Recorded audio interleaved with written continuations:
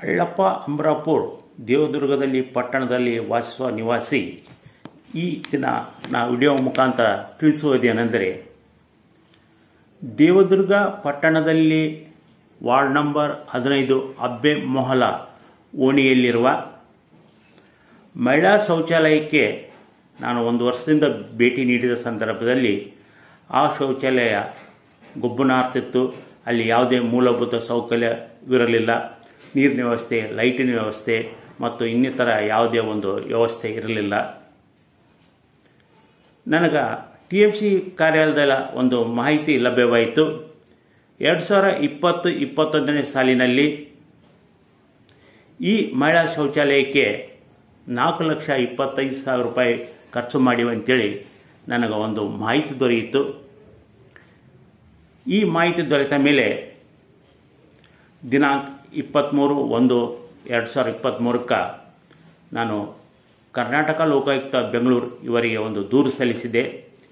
ಈ ಕಾಮಗಾರಿಯಲ್ಲಿ ಬಿಡುಗಡೆಯಾದ ಹಣವನ್ನು ಅಧಿಕಾರಿಗಳು ದುರುಪಯೋಗಪಡಿಸಿಕೊಂಡಿದ್ದಾರೆ.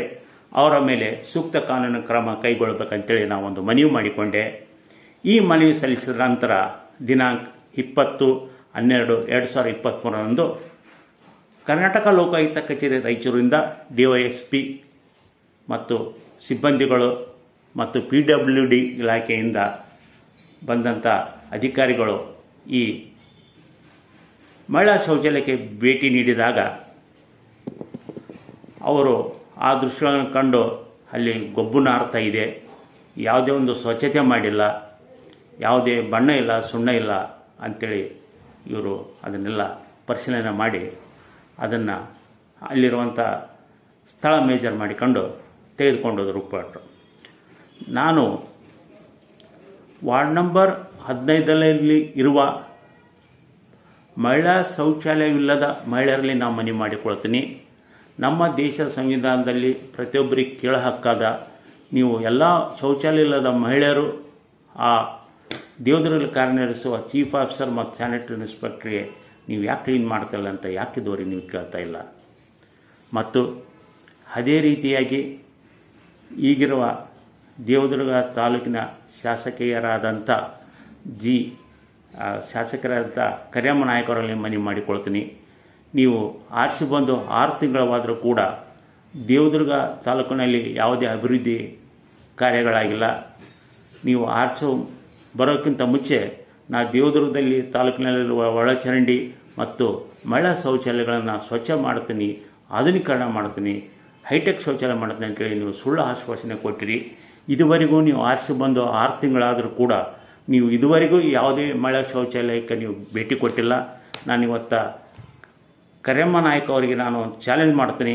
ನಿಮಗೆ ಸಮಯ ಕಾಲಾವಕಾಶ ಇದ್ದರೆ ನನ್ನ ಜೊತೆಯಲ್ಲಿ ದೇವದುರ್ಗ ಪಟ್ಟಣದಲ್ಲಿರುವಂಥ 28 ವಾರ್ಡಿಗೆ ಬರ್ರಿ. ಅಲ್ಲಿರುವಂಥ ಮಹಿಳಾ ಶೌಚಾಲಯ ಎಷ್ಟು ದುರ್ನಾರ್ಥ, ಗೊಬ್ಬು ನಾರ್ತಾವೆ, ಯಾವುದೇ ಕ್ಲೀನ್ನೆಸ್ ಇಲ್ಲ, ಮೇಂಟೆನೆನ್ಸ್ ಇಲ್ಲ, ಲೈಟ್ ಇಲ್ಲ, ನೀರಿನ ಸೌಲಭ್ಯ ಇಲ್ಲ. ಇಷ್ಟೆಲ್ಲ ನೀವು ಗೊತ್ತಿದ್ದರೂ ಕೂಡ 6 ತಿಂಗಳಾದರೂ ಕೂಡ ನೀವು TMC ಅಧಿಕಾರಿಗಾಗಲಿ ಮತ್ತು ಅಲ್ಲಿ ಕಾರ್ಯನಿರ್ವಹಿಸುವ ಯಾವುದೇ ಅಧಿಕಾರಿಗಳು ನೀವು ಕ್ಲೀನೆಸ್ ಬಗ್ಗೆ ಮಾತಾಡ್ತಿಲ್ಲ. ಇವತ್ತು ನಾನು ಕರಿಯಮ್ಮ ನಾಯಕರಲ್ಲಿ ಮನವಿ ಮಾಡಿಕೊಳ್ತೀನಿ. ನಿಮಗೆ ಕಾಲಾವಕಾಶ ಇದ್ದರೆ ದೇವದುರ್ಗ ಪಟ್ಟಣದ ನಿಮ್ಮ ಪಕ್ಕದಲ್ಲಿರುವಂಥ 3-4 ಶೌಚಾಲಯಗಳವ, ಇಮಿಡಿಯೇಟ್ ವಿಸಿಟ್ ಕೊಟ್ರಿ. ಅಲ್ಲಿ ಎಷ್ಟು ಗೊಬ್ಬನ ಆಗ್ತಾವ, ಎಷ್ಟು ದುರ್ವಾಸನೆಯಿಂದ ಕೂಡ್ಯಾವ.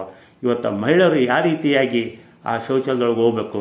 ನಮ್ಮ ದೇಶಕ್ಕೆ ಸ್ವಾತಂತ್ರ್ಯ ಬಂದು 76 ವರ್ಷ ಆದರೂ ಕೂಡ ಇವತ್ತು ನಮ್ಮ ಸರ್ಕಾರ ಆಗಲಿ, ರಾಜ್ಯ ಸರ್ಕಾರ ಆಗಲಿ, ದೇಶ ಸರ್ಕಾರ ಮೂಲಭೂತ ಸೌಲಭ್ಯ ಒದಗಿಸಲಿಕ್ಕೆ ಸಂಪೂರ್ಣವಾಗಿ ವಿಫಲವಾಗಿದೆ ಅಂತ ತಿಳಿಸ್ತಾ, ಮತ್ತು ಈ ಅಕ್ರಮ ಕಾಮಗಾರಿಯಲ್ಲಿ ಭಾಗಿಯಾಗಿರುವ ಎಲ್ಲ ಅಧಿಕಾರಿಗಳ ಮೇಲೆ ಸೂಕ್ತ ಕಾನೂನು ಕ್ರಮ ಆದಷ್ಟು ಶೀಘ್ರ ಆಗಬೇಕು. ತಪ್ಪಿಸಿದ ಅಧಿಕಾರಿಗಳಿಗೆ ಶಿಕ್ಷೆ ಆಗಬೇಕಂತೇಳಿ ನಾನು ವಿಡಿಯೋ ಮುಖಾಂತರ ಮನವಿ ಮಾಡಿಕೊಳ್ತಾ ನನ್ನ ಈ ವಿಡಿಯೋನ ಮುಕ್ತಾಯಗೊಳಿಸ್ತಿದ್ದೇನೆ.